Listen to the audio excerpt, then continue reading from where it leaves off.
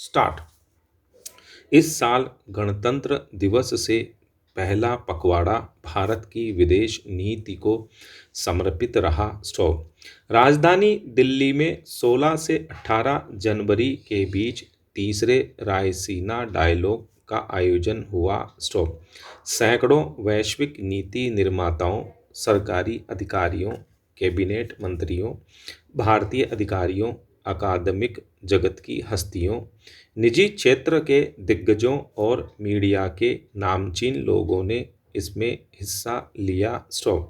इसका आयोजन observer research foundation ORF और विदेश मंत्रालय के संयुक्त तत्वावधान में होता है।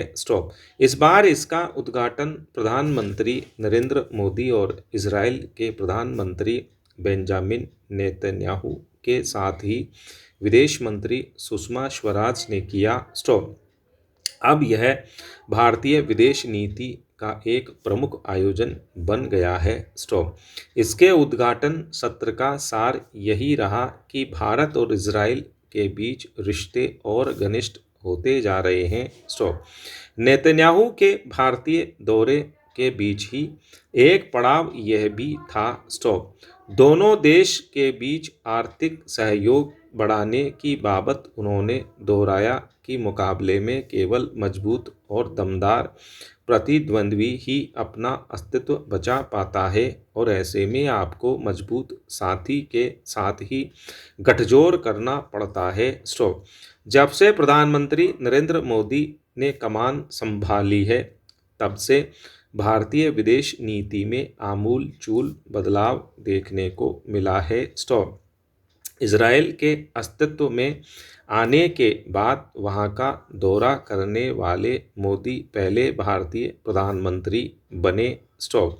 भारत इजराइल का सबसे बड़ा रक्षा साझेदार है, जहां दोनों देश अरबों डॉलर के रक्षा सौदों में लगे हैं। दोनों देशों ने परस्पर सामरिक एवं आर्थिक रिश्तों को मजबूती दी है।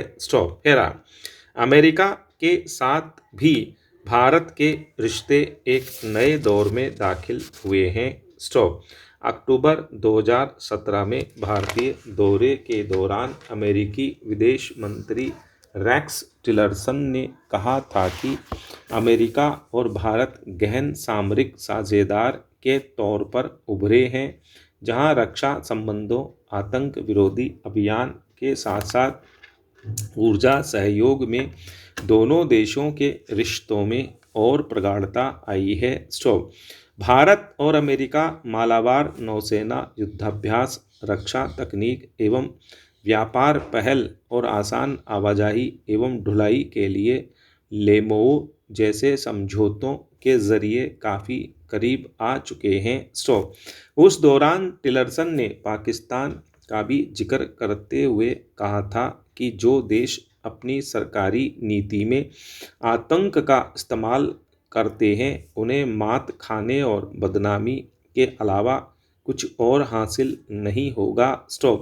वहीं इस साल के पहले दिन ही अमेरिकी राष्ट्रपति डोनाल्ड ट्रंप ने एक ट्वीट के जरिए पाकिस्तान को सन्न कर दिया। उन्होंने कहा कि आतंक के खिलाफ लड़ाई में पाकिस्तान अमेरिका को बरगलाता आया है और इस आधार पर उन्होंने पाकिस्तान को दी जाने वाली अमेरिकी मदद पर रोक लगा दी। उन्होंने कहा कि आतंक के खिलाफ संघर्ष में पाकिस्तान ने सिर्फ झूठ और फरेब का सहारा लिया है। ट्रंप ने कहा कि 15 वर्षों के दौरान अमेरिका ने पाकिस्तान को 33 अरब डॉलर की सहायता दी और उधर पाकिस्तान आतंकियों को सुरक्षित पनाह गाह मुहैया कराता रहा। पाकिस्तान द्वारा अफगान तालिबान और हक्कानी नेटवर्क पर उचित कार्रवाई में हिचक से यह जाहिर भी होता है। आतंक को पोषित करने के चलते पाकिस्तान की अंतर्राष्ट्रीय स्तर पर कड़ी भर्त्सना हो रही है। स्टॉप। ISIS को हराने के लिए बने वैश्विक गठजोड़ का भी वह हिस्सा नहीं है। स्टॉप। दिलचस्प बात वही है कि चीन का नज़रिया अंतर्राष्ट्रीय बिरादरी से अलग है। स्टॉप। बीजिंग का मानना है कि आतंक के खिलाफ लड़ाई में पाकिस्तान ने बहुत त्याग किया है। स्टॉप।